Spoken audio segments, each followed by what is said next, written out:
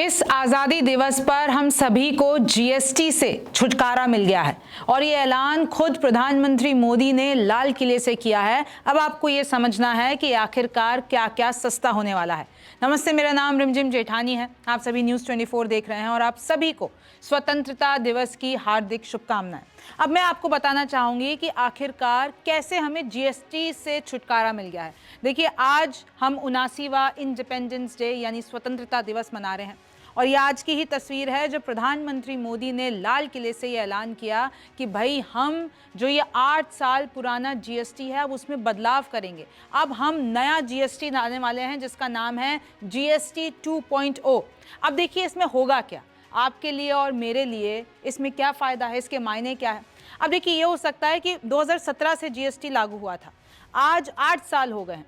अब उसमें बहुत सी खामियां भी हैं, बहुत से विरोध भी हुए हैं, विपक्ष ने भी आवाज़ उठाई है। अब इसका मतलब ये हो सकता है कि भाई जो जीएसटी 2.0 होगा और जो कि हमें इस दिवाली मिलने वाला है, उसमें बीमा सेक्टर में जो अभी 18% टैक्स लगाया जा रहा है वो घट के 5% संभव है। क्योंकि आपको भी पता है जब बीमा सेक्टर में 18% ही लगाया गया इंश्योरेंस में, तो जितने भी, चाहे वो जनता हो चाहे वो इंश्योरेंस कंपनीज हो, उन्होंने कहा कि अगर जीएसटी 18% लगेगा तो फिर लोग खरीदेंगे नहीं, जीवन बीमा नहीं कराएंगे, स्वास्थ्य बीमा नहीं कराएंगे। और लिटरली स्वास्थ्य बीमा तो हमारी जान के लिए एक तरीके से लाइफ इंश्योरेंस क्या होता है।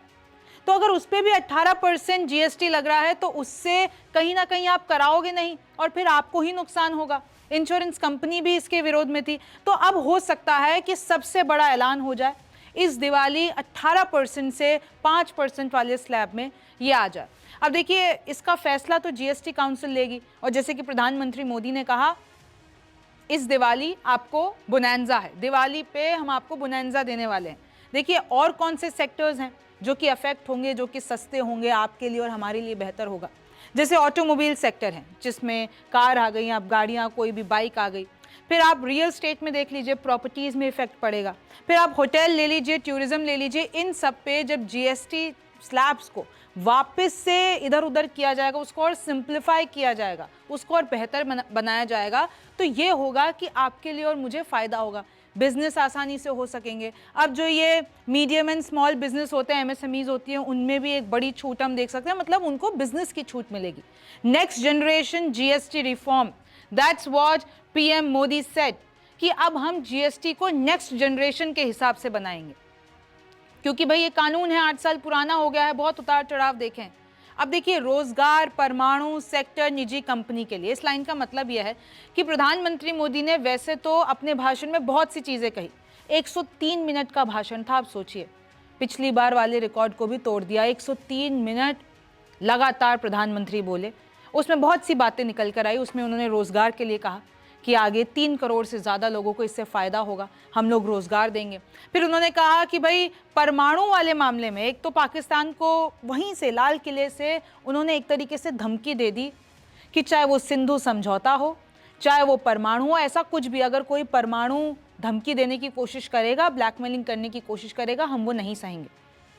सिंधु समझौता गलत हुआ था और आज हमने दिखा दिया है कि हमारे नदियों का पानी वहाँ पर दुश्मन देश को सींच रहा है, तो ये नहीं चलेगा। और ये कहा है कि भाई परमाणु एनर्जी के जो कॉन्ट्रैक्ट्स होते हैं वो अब निजी कंपनियों को भी मिलेंगे। तो बहुत सी चीज़ें हुई, लेकिन हम लौट के जीएसटी पर आते हैं, गुड्स एंड सर्विसेज टैक्स। जिसको नहीं पता है, वैसे तो सबको पता है जीएसटी, लेकिन जिनको नहीं पता है मैं बता देती हूँ। 2017 में ये लॉन्च होता है, आज उसको 8 साल हो गए हैं। डिफरेंट स्लैब्स हैं, 0% यानी कि नील, 5%, 12%, 18%, 28%। अभी याद कीजिए, जब पॉपकॉर्न वाला मामला चला था, कैरेमल पे इतना जीएसटी, नॉर्मल पे इतना जीएसटी, कैरेमल वाले, याद है ना आपको, बहुत निर्मला सीतारमन को एक तरीके से विरोध का भी सामना करना पड़ा था, बहुत ट्रोलिंग भी हुई थी। लेकिन आपके लिए क्या सस्ता होगा? आपके लिए घी सस्ता होगा, साबुन सस्ते होंगे, स्नैक्स सब जो है, हो सकता है कि 12% का जो स्लैब है उसको काट दिया जाए। जीएसटी काउंसिल ये फैसला ले ले कि जो 12% स्लैब है उसको काट के इन सभी को 5% में कर दिया जाए। क्योंकि 12% के स्लैब पे बड़ा विवाद है।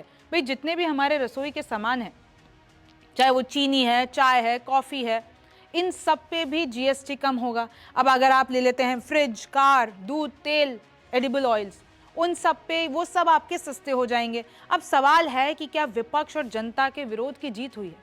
क्या अब ये जो जीएसटी 2.0 आएगा, क्योंकि आपको पता है कि जब से 2017 से आया है तब से विपक्ष इसके खिलाफ आवाज उठा रहा है और बहुत सी चीजें बोली हैं कि इससे तो इकोनॉमिक ग्रोथ रोक दी है मोदी सरकार ने। और देखिए आज की तस्वीर है और अब मैं आपको बता देती हूं कि कैसे जीएसटी सिस्टम में, चाहे आप देखिए ये 5 स्लैब्स होते हैं, मैंने आपको बता दिए, लेकिन अब ये हो सकता है कि भाई और मैं आपको बताऊं कि जितने भी गुड्स एंड सर्विसेज हैं, हमारे पूरा सेक्टर ले लीजिए, 21% चीजें तो 5% में आती हैं, 19% चीजें 12% वाले में आती हैं और 44% चीजें 18% वाले स्लैब में आती हैं और 3% जो होती हैं जिनकी बहुत हाईएस्ट रेट होती है वो 28% में आती है।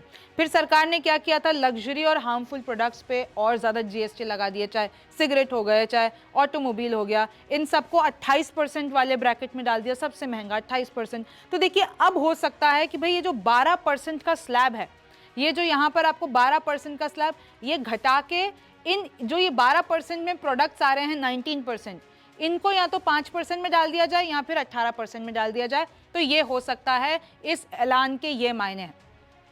और आपको भी पता है जब 2017 में जीएसटी आया था उससे पहले क्या क्या होता था।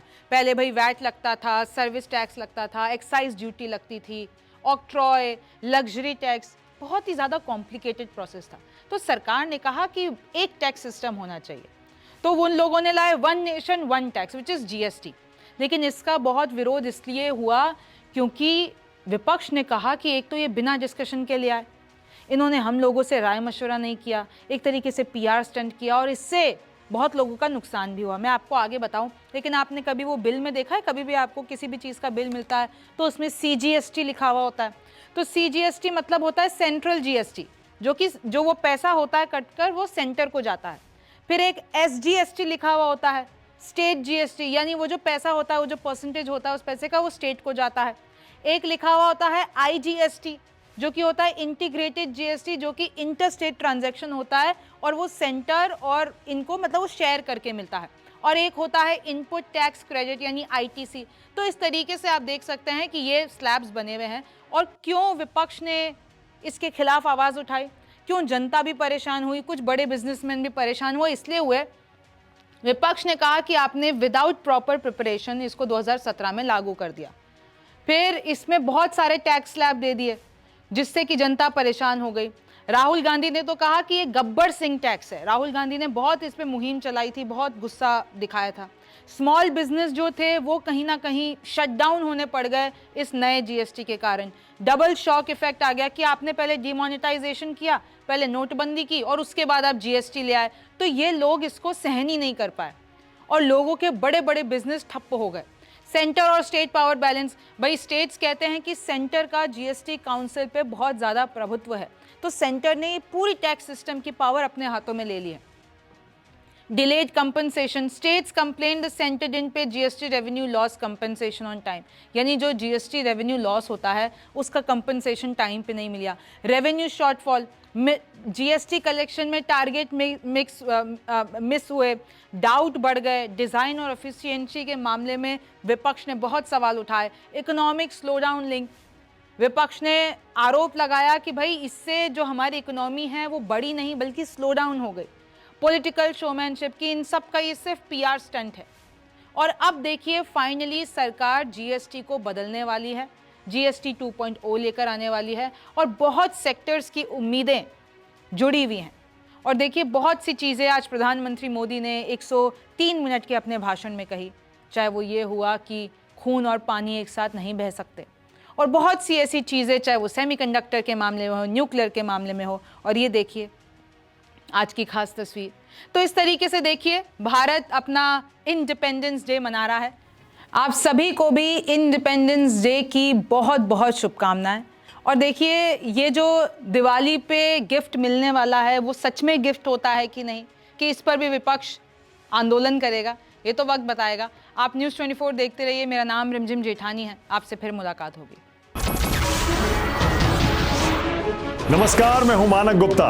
अगर आपको हमारा ये वीडियो पसंद आया हो तो इसे लाइक और शेयर जरूर करें और हाँ, हमें सब्सक्राइब और फॉलो करना ना भूलें ताकि आप देश और दुनिया की कोई खबर मिस ना करें।